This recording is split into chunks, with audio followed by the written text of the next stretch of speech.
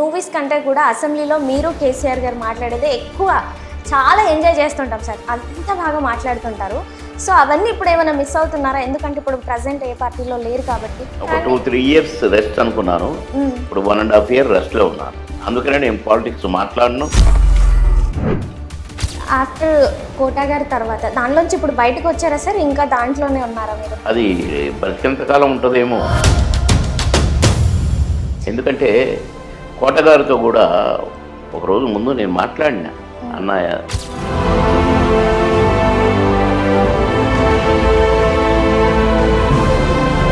చాలా మంది హీరోస్తో వర్క్ చేశారు కదా, ఇప్పుడు ప్రజెంట్ జనరేషన్లో మీ ఫేవరెట్ అంటే ఎవరు చెప్తారు? ఇప్పుడు అప్పుడు ఎప్పుడైనా ఓన్లీ నా దేవుడు ఎన్టీ రామారావు. నెక్స్ట్ నా మెగాస్టార్ నా చిరంజీవి. సార్ మరి ఆఫ్టర్ 3 years తర్వాత మిమ్మల్ని పొలిటికల్లో మేము చూడొచ్చా? రేపటిది మాట్లాడినా కదా నేను ఇప్పుడే. అవును సార్. అంతసేపు చెప్పిన మాకు చాలా క్లారిటీస్ ఇంపార్టెంట్ కదా. నీకు చాలా కావాల్సి ఉంటుంది కానీ నేను ఏది కావాలో అదే ఇస్తా. మీరు మూవీస్ పరంగా చాలా హ్యాపీ ఫీల్ అయ్యారా? పొలిటికల్కి వచ్చిన తర్వాత చాలా హ్యాపీ ఫీల్ అయ్యారా? రెండే అమ్మా. పొలిటికల్గా సేవ,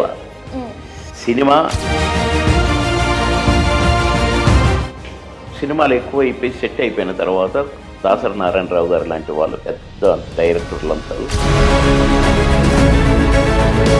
బ్రహ్మానందం గారితో మీ బాండింగ్ ఎలా ఉంటుంది? మేము చాలా క్లోజ్గా ఉంటాం. సరదాగా కలుస్తుంటారా సార్? అప్పుడప్పుడు మాట్లాడుకుంటాం. ఓకే, ఫోన్ ఎక్కువ బ్రహ్మానందం గారే ఫోన్ చేస్తారు.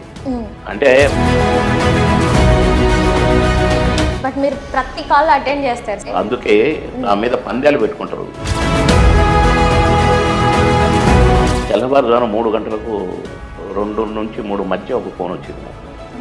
ఏంటని ఎత్తాను, ఏడుపులు వినపడుతున్నాయి. డిఎస్పీకి ఫోన్ చేసిన డైరెక్ట్గా ఆయన నాకు, కానీ అప్పటికే ఘోరం జరిగిపోయింది. ఇంతకు ఏమి ఇష్యూ సార్ అది? హాయ్, హలో, నమస్తే, వెల్కమ్ టు మ్యాగ్నా టీవీ. నేను మీ అలంకృత. సో ఈరోజు మనతో పాటు బాబు మోహన్ గారు ఉన్నారు. చాలా విషయాలు తెలుసుకోవాలని ఉంది, బట్ చిన్న టైంలోనే ఎక్కువ మాట్లాడించడానికి ట్రై చేస్తాను. హలో సార్, నమస్తే. చాలా హ్యాపీ ఉంది సార్ మిమ్మల్ని చూడడం.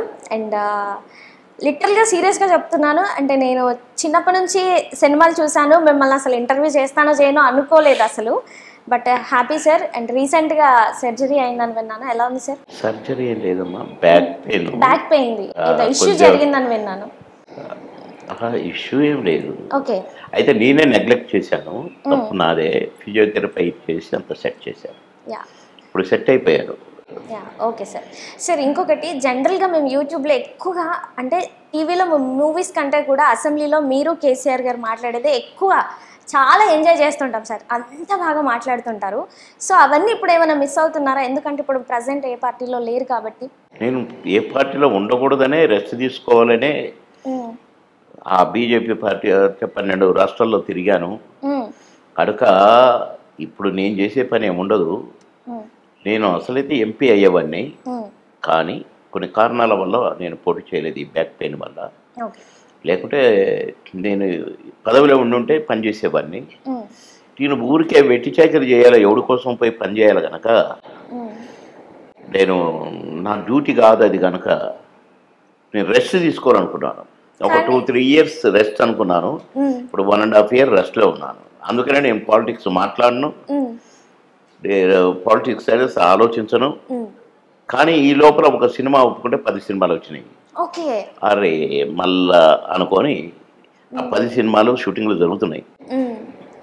కొంచెం బ్యాక్ పెయిన్, నేను ట్రావెల్ చేయకూడదంటే కూడా చేయాల్సి వచ్చింది.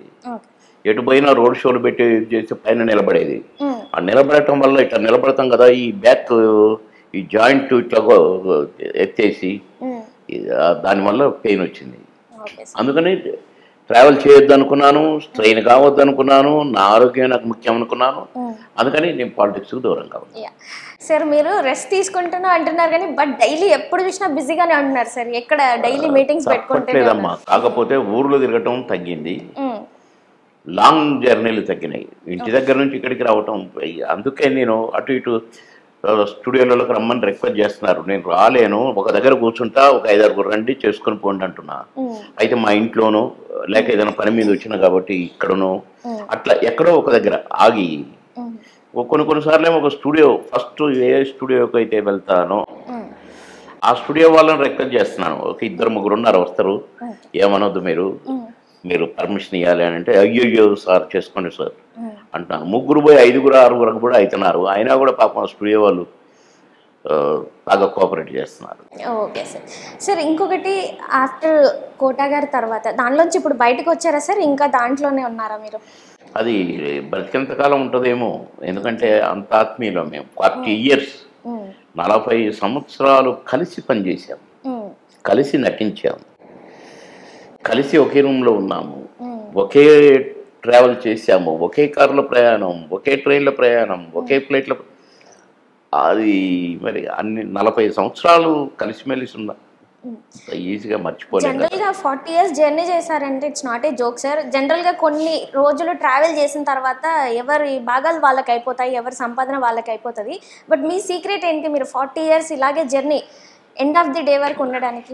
మేము పనిని ప్రేమించే వాళ్ళం, ఆయన అంతే నేనంతే.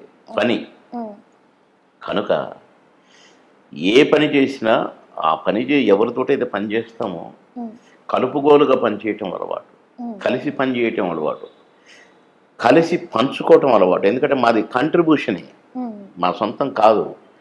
మేము నటించుతాం.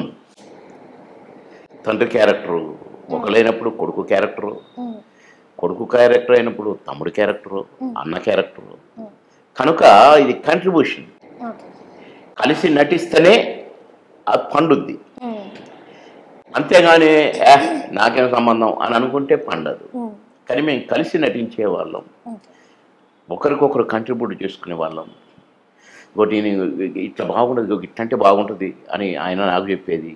ఒక్కోసారి నేను కూడా అన్నా నేను ఎట్లా అంటా, నువ్వేం ఫీల్ కావు కదని నేను అనేది. అట్లా కలిసి నటించి మెప్పించినాం గనక ఏ క్యారెక్టర్ అనేది తీసుకోండి, ఒక క్యారెక్టర్కి సంబంధం ఉండదు. మా కాంబినేషన్. అలాగే బ్రహ్మానందం గారు నేను నటించినా కూడా ఏ క్యారెక్టర్కి ఆ క్యారెక్టర్ ఉంటుంది. ఇప్పుడు మామగారి క్యారెక్టర్ ఉంది, మాయలోడి క్యారెక్టర్ ఉంది, ఇది కామెడీయే, ఇది కామెడీయే.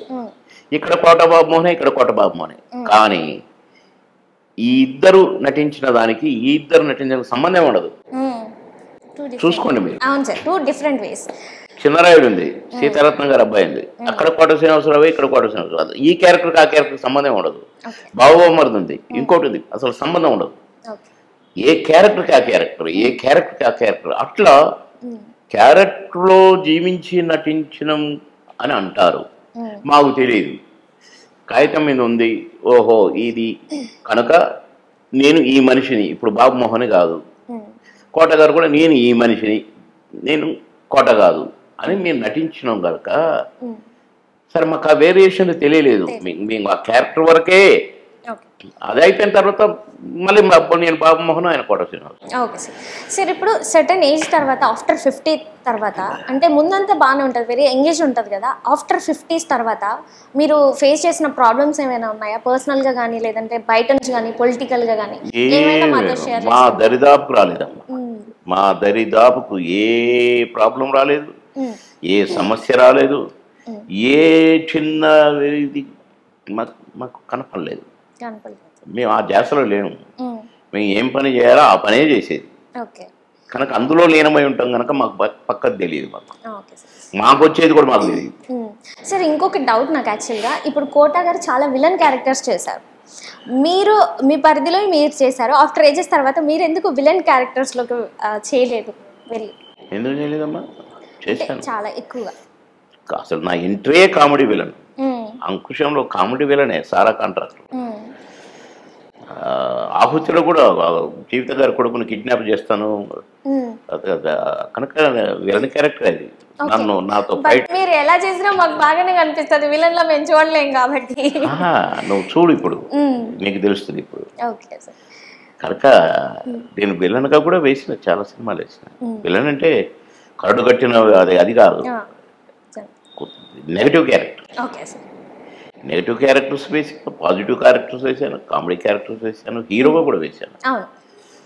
కనుక అన్నిట్లో కూడా పాస్ మార్కులే వచ్చాయి నాకు. ఇదేందుకు ఇది, నీకు అవసరమా ఇది అని నన్ను ఎవరు అనలేదు, సూపర్ అన్నారు. అండ్ నెక్స్ట్ ఇప్పుడు కమెడియన్స్ చూసుకుంటే బ్రహ్మానందం గారు కానీ మీరు కానీ చాలామంది ఉన్నారు కదా. ఇప్పుడు ఒకవేళ చాలామందికి ఆఫ్టర్ ఏజెస్ తర్వాత ఇంత మంచి గొప్ప గొప్ప మహానటులకి ఏమైనా సజెస్ట్ చేయాలంటే హెల్త్ పరంగా ఏం సజెస్ట్ చేస్తారు? ఒకడికి ఒకడు సజెషన్ తీసుకునే పరిస్థితిలో వాళ్ళు ఉండరు, ఇచ్చే అవసరం మాకు లేదు. మాదేదో మేము, వాళ్ళ గురించి మాకెందుకు. ఓకే, అంటే మీ హెల్త్ని మీరు ఎలా మెయింటైన్ చేస్తున్నారు, మీ ఫిట్నెస్ని? మేము మరి ఏం లేదు, మామూలే. ఇగో ఇప్పటిదాకా లంచ్ చేయలేదు, ఇది అయిపోగానే కొంచెం 2-4 స్పూన్లు తిందాం అనుకుంటున్నాను. Okay, yeah. సో నెక్స్ట్ అంటే ఒక మూవీస్ చేస్తే 10 మూవీస్ వచ్చాయని చెప్పారు కదా సార్. చాలా గ్యాప్ వచ్చేసింది సార్ మీకు మూవీస్కి కూడా, మేము చూడక మిమ్మల్ని స్క్రీన్ మీద. బట్ ఇప్పుడు ఎలాంటి క్యారెక్టర్స్ మేము ఎక్స్పెక్ట్ చేయొచ్చు మీ మూవీస్లోంచి? మేము ఇలాంటి క్యారెక్టర్లు అని మేమేమీ ఎక్స్పెక్ట్ చేయలేదమ్మా, ఏది వస్తే చేయటమే. ఓకే సార్, నిజంగా చెప్తున్నాను. ఇప్పుడు నా 1805 నుంచి 10 లోపల సినిమాలు ఇప్పుడు రన్నింగ్లో ఉన్నాయనుకోండి. ఇప్పుడు ఉప్పు కప్పురం అనే సినిమా మొన్ననే రిలీజ్ అయింది. ఆ టైప్ క్యారెక్టర్ నేను ఏది వేయలేదు, కానీ అది ఒక ఊరు పెద్దగా భలే చేశాడరా భలే చేశాడరా అంటున్నారు. నా చూపు దగ్గర నుంచి, నా మాట దగ్గర నుంచి కూడా కొత్తగా చేశాడు బాబు మోహన్, భలే చేశాడు అంటున్నారు. అదే మా అదృష్టం. మేమేం చేసామని చూసుకోము, కరెక్ట్ దానికి న్యాయం చేసామా లేదా. డైరెక్టర్ గారు బాగుంది కదా, ఎందుకంటే డైరెక్టరు రాయించుకుంటాడు, కథ వింటాడు, కథ పిక్చరైజేషన్ చేస్తాడు. ఆయనకు న్యాయంగా బాగుంది, దీనికి నేను అనుకున్నది ఇదే అని వాళ్ళకు ఉంటుంది ఒకటి మైండ్లో. అది మేము ఇచ్చినామంటే ఆ క్యారెక్టర్లో జీవించినట్టు మేము అలాగే అనుకునేది. కనుక ఈ క్యారెక్టర్ కూడా ఫస్ట్ డేలాగే సూపర్ సార్, అబ్బా కావాల్సింది మాకు వచ్చింది సార్ అన్నారు. ఏం వచ్చిందో ఏం చేసిందో మాకు తెలియదు. ఇప్పుడు ఓహో అంటున్నారు, థ్యాంక్ యూ అంటున్నాను గంట వరకు. యా సార్, కీర్తి సురేష్ గారిది మీది రీల్ కూడా ఒకటి వైరల్ అవుతుంది సోషల్ మీడియాలో బాగా, మీ దగ్గర బ్లెస్సింగ్స్ తీసుకున్నది. సో అక్కడ నుంచి కూతురులాగా. అవును సార్. ఇంకొకటి, మీరు చాలా మంది హీరోస్తో వర్క్ చేశారు కదా, ఇప్పుడు ప్రజెంట్ జనరేషన్లో మీ ఫేవరెట్ అంటే ఎవరు చెప్తారు ఇప్పుడున్న యూత్ జనరేషన్లో? ఇప్పుడు అప్పుడు ఎప్పుడైనా ఓన్లీ నా దేవుడు ఎన్టీ రామారావు గారు. బట్ యంగ్ స్టార్స్లోంచి వచ్చిన ఒక మెగాస్టార్ ఉన్నాడు అక్కడ. నెక్స్ట్ నా మెగాస్టార్ నా చిరన్న. మిగతా హీరోలందరూ కూడా నాకు ఇష్టమే, ఇష్టం కాదని కాదు, కానీ చిరన్న డ్యాన్సులు ఇష్టం. ఎన్టీ రామారావు గారు, మా అమ్మ నాన్న ఎన్టీ రామారావు గారు అభిమానులు కాబట్టి నాకు ఎన్టీ రామారావు గారు ఇష్టం, అంతే తప్ప వాళ్ళ ఏ హీరోకి ఆ హీరో, ఎవరి నటనకు వాళ్ళ నటన గ్రేట్ కాబట్టే వాళ్ళు హీరోలు అయిపోయారు అని అన్ని సినిమాలు చేశారు. కనుక నాకు ఇది ఇష్టం ఇది ఇష్టం కానీ నాకెందుకు, నాకు అవసరం లేదు కదా. ఓకే సార్, మీరు ఇంత స్ట్రైట్ ఫార్వర్డ్గా హార్ట్లో ఏం పెట్టుకోకుండా ఏది అనిపిస్తే అది మాట్లాడతారు కదా, ఓపెన్గా, కెమెరా ముందైనా, ఆఫ్ కెమెరా, ఆన్ కెమెరా. ఎప్పుడైనా ప్రాబ్లం ఫేస్ చేశారా? ఎప్పుడైనా ఏదైనా మాట్లాడినప్పుడు? క్యాలిక్యులేటెడ్గా మాట్లాడతానంటారు, పర్ఫెక్ట్గా మాట్లాడానంటారు, కనుక నాకు ఆ భయం ఏం లేదు. ఓకే, అన్యాచురల్గా మాట్లాడితే తప్పు అవుతుంది, కానీ న్యాచురల్గా మాట్లాడినప్పుడు ఇది తప్పు ఇది రైటు అని తెలుసుకొని మాట్లాడినప్పుడు నన్ను ఎవరు అన్యదా అనుకోరు అనుకుంటున్నాను. సార్, మరి ఆఫ్టర్ 3 years తర్వాత మిమ్మల్ని పొలిటికల్లో మేము చూడొచ్చా? 3 years రెస్ట్ తీసుకుంటాం. అమ్మ, రేపటిది గ్యారంటీ లేదు. నేను రేపును నమ్మను, ఈ రోజే లెక్క నాకు. నిన్నటిది కూడా అయిపోయింది. అది ఇప్పుడు నిన్న ఇది చేస్తే బాగుంటురా అనుకుంటే నిన్నటిది తిప్పగలమా?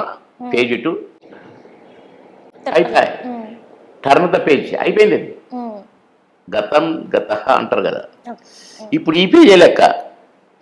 మళ్ళీ ఇది ఇట్లంటే అయిపోయింది, ఏడేముందో మనకు తెలియదు ఇట్లా అన్నాక. కనుక చూసుకుంటాం ఇప్పుడు నడిచేది ఈ రోజే లెక్క నాకు. ఎందుకంటే కోటగారితో కూడా ఒకరోజు ముందు నేను మాట్లాడినా, అన్నయ్య ఎరా ఎక్కడా అన్నాడు.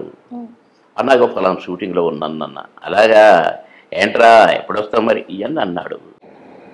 పొద్దుగుకింది, నైట్ అయింది, పడుకున్నాడు, పొద్దున లేడు, వెళ్ళిపోయాడు.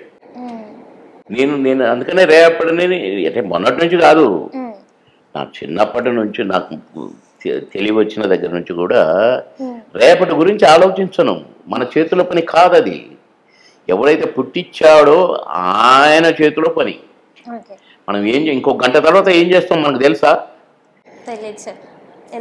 కాలుకు రాయి తగలొచ్చు, ఎవడన్నా మనిషి తగలొచ్చు, తెలుసా మనకు? కనుక రేపటి గురించి ఇప్పుడు ఆలోచించాలి. మీ లైఫ్లో చాలా హార్ట్ బ్రేకింగ్ విషయాలు, మీ సన్ కానీ ఇప్పుడు కోట గారు కానీ ఇలాంటివి జరుగుతూ వస్తున్నాయి కదా, అవన్నీ ఎలా తట్టుకొని నార్మల్గా జస్ట్ పీస్గా ఉండగలుగుతున్నారు మీరు? అసలు పీస్గా లేము, కొంచెం పక్కకు పోయినప్పుడు కారుతూనే ఉంటాయి, మాకు కూడా నీళ్లు కారుతుంటాయి, బాధ కలుగుతుంటుంది. దేవుడా మేమేం తప్పు చేసాము, ఎందుకు నన్ను ఇంత ఏడిపిస్తున్నావు అని ఏడ్చిన రోజులు ఉంటాయి మాకు కూడా. మేము మనుషులం కదా. మనిషికి రెండే, నవ్విన ఏడ్చిన కన్నీళ్ళే వస్తాయి. నవ్వినా కన్నీళ్ళే, ఏడ్చిన కన్నీళ్ళే. మేము నవ్విస్తాము, ఏడుస్తాము. మనిషి ఈ రెండే. నవ్వితే సంతోషపడ్డాడు అంటారు, ఏడిస్తే దుఃఖపడ్డాడు అంటారు, అంతే కదా. మరి ఈ రెండింటి కళ్ళలో నీళ్ళు వస్తాయి కదా. అదే దేవుడు పెట్టింది లీల. అదే సార్. ఇప్పుడు ఇంకా మీకు అంటే మీరు చేయాలనుకున్న పనులు కానీ లేదంటే మీకు ఫుల్ఫిల్ అవ్వని డ్రీమ్స్ ఏమైనా ఉన్నాయా సార్ ఇంకా మీ కెరియర్లో? 99% ఉండవమ్మా. ఎందుకంటే రేపటి పని ఈ రోజే చేయటం నాకు అలవాటు, ఈ రోజు పని ఇప్పుడే చేయటం నాకు అలవాటు. స్టూడెంట్గా అలాగే ఉన్నాను, ఎంప్లాయీగా అలాగే ఉన్నాను, సినిమా యాక్టర్గా అలాగే ఉన్నాను, పొలిటీషియన్గా అలాగే ఉన్నాను, మంత్రిగా కూడా అలాగే ఉన్నాను. అందుకే మంత్రిగా పెర్ఫార్మెన్స్ మాకు ఆన్లైన్లో మార్కులు పెట్టారు. 97.4 మార్క్స్ వచ్చినాయి నాకు, ఆన్లైన్లో పెట్టారు ముఖ్యమంత్రిగా. సార్ యాక్చువల్గా రాజకీయాలలో అవినీతి చేసే వాళ్ళకే ఎక్కువ లైఫ్ స్పామ్ ఉంటుంది అంటారు, నిజమేనా సార్? అది ఒక సామెత ఉందమ్మా, పాపి చిరాయి అని. పాపి చిరాయి ఏంటి మరి అంటే ఆయుష్ చిరంజీవి ఆట వాడు. పాపి వాడికి చిరాయి ఎందుకు అంటున్నా, వాడికి ఆయుష్ ఎక్కువ అంట. మరి దేవుడు అట్లా పెట్టొచ్చా? ఇప్పుడు నువ్వు వెళ్ళొచ్చు అడిగి వస్తావా, నన్ను వెళ్ళి అడిగి రమ్మంటావా?